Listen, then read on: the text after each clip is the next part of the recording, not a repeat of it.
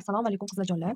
Bugun sizlarga qiz bolalar asosini chiqarishni ko'rsataman. Ushbu asos asosida xohlagan turdagi mana shu ko'rinishdagi liboslarni modellashtirib bitsanglar bo'ladi. Xo'p, men bugungi andozamni 4-5 yoshli qizchalar uchun asos andozda ko'rsatib beraman. Bemalol shu asosida modellashtirishlar qilsanglar bo'ladi. Demak, orqa tarafdan boshlayman, orqa andozadan to'g'ri chiziq chizib olaman hamda belgilayman. Masalan, proyma balandligini qo'yib olaman. 15,5 santimetr belgiladim.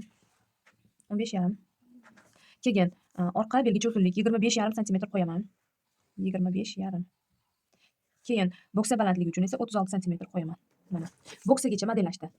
Libosimizning uzunligi esa tizzagacha bo'lsa, ushbu libosimiz uchun 52 santimetr olamiz. 52 santimetr. 4-5 yoshli uchun tizzani ustidan turadi. Bu e'tibor beramiz. 4-5 yoshli uchun 36 bo'ksa balandligi uchun qo'yamiz va qo'yilgan o'sha chegara nuqtalarimizdan to'g'ri perpendikularni chiziq tortamiz.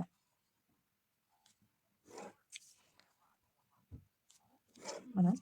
O'zi bo'ksagacha asos andoza tayyorlanadi, lekin ko'ylakka libosda o'sha примерно tizzani ustidan turadigan 52 qilib belgilab oldim. Xo'p, endi kengliklarimizni qo'yamiz. Orqa kengligimiz 12 santimetr. Keyin o'rtada proyma kengligi uchun 7,5 santimetr qo'yaman. Mana. Keyin bu tarafga 2,5 santimetr sразу yuraman. 2,5. Bu tarafda 5,5 santimetr qoladi. Bu joyda 12 santimetr bo'ldi. Proyma uchun bu kengligimiz. Xo'p, 12 santimetr yana qo'shib olaman. Oldi kengligimiz uchun. Mana 12 santimetr. Va chizig'imizni to'g'ri perpendikularni tepaga chiqazaman. Mana shu bel chizig'im, mana shu bel orqadan belgacha 25,5 qo'ydik. Endi o'sha chizig'im bo'ylab tepaga 27 santimetr qo'yaman. Bu bizada oldi belgacha uzunlik. Rus tilida o'sha bizning metodda, ya'ni Miller-Sim metodida DTP deb aytiladi. Hamda mana bu shaklda olaman. Va bo'yin o'yinda nimasi uchun 5 santimetr. Mana bu joydan belgilayman 5,5 santimetr va oldi o'rtasidan 6 santimetr belgilab bo'yinning shaklini chiqarib olaman. Mana. Xo'p, endi mana bu proymamizni boshlangan nuqtasidan tepaga perpendikularni chiziq tortib qo'yaman hamda orqa tarafini, orqa andozamni ham chizig'ini tepaga qaratib qo'yaman. Hamda mana bu belgilab qo'ygan nuqtamni tortib qo'yaman. Va mana bu joydan 1 santimetr tushaman hamda 1 santimetr tushib 1 santimetr chiqib olaman. Bo'yin o'yinda oldida 5 santimetr bo'lgani uchun orqada ham 5 santimetr olaman hamda 1,5 santimetr tepaga ko'tarilaman. Mana 1,5 santimetr. Mana bu nuqta bilan bu nuqtani birlashtirib yelkani hosil qilib olaman. Shu joyda menda 8,5 santimetr hosil bo'ldi. Mana shu joyda 8,5. Endi mana bu joyimni mana bo'yin o'ynisini chiroyli qilib shaklini berib qo'yaman mana. Xo'p, endi proymamizni qolgan joyini o'lchaymiz. Demak, bizda 14,5, 14,5 yarmisi 7,2. Yana yarmini bo'lamiz. Xo'p, 3,5 dan ozgina oshadi mana. Shu tartibda mana shu chizig'imizni bu tarafga ko'chirib olamiz mana. Bu tarafdan mana AYO orqa kontrol nuqtamiz va mana bu tarafdan 2 santimetr belgilaymiz. Bu bizda AYO kontrolimiz bo'ladi. Bu chizig'im menda 14,5. Bu tarafga 13,5 bo'lib ko'chadi. Mana 13,5 ni belgilab olaman. Mana 13,5 mana shu joyda turdi va men bunga duga shaklini berib qo'yaman. 13,5.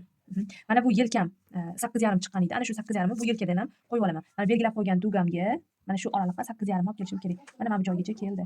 Mana. Endi mana bu joygacha keldi. Endi men proymani hosil qilib olishim kerak. Mana. Va buni o'rtasini aniqlaymiz. Masalan, mana o'rtasi shu joyga keldi. 1 santimetr ichkariga kirib olib, proymani hosil qilib olamiz. Mana.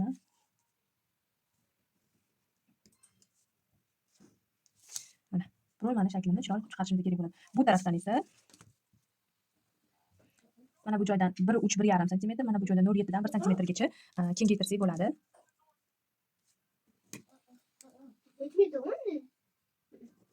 Mana shaklini oldik. Endi mana bu joydan perpendikularni tekis chiziq tortib qo'yamiz. Bizga yordamchi nuqta hisoblanadi. Mana proymamiz hosil bo'ldi. Endi o'rta chiziqdan pastga tekis chiziq tortamiz. Mana bu bokovoy qismi bo'ladi. Oldi bilan orqani ajratib turuvchi chiziq bo'ladi. Xo'p, belimizdan 1 santimetrdan ikki tarafdan ham kirib olamiz. Mana 1 va shaklini berib qo'yamiz mana. Va bo'ksidan 2 santimetr yoki 1 santimetrdan qo'shib olamiz. 1 santimetrdan qo'shdim.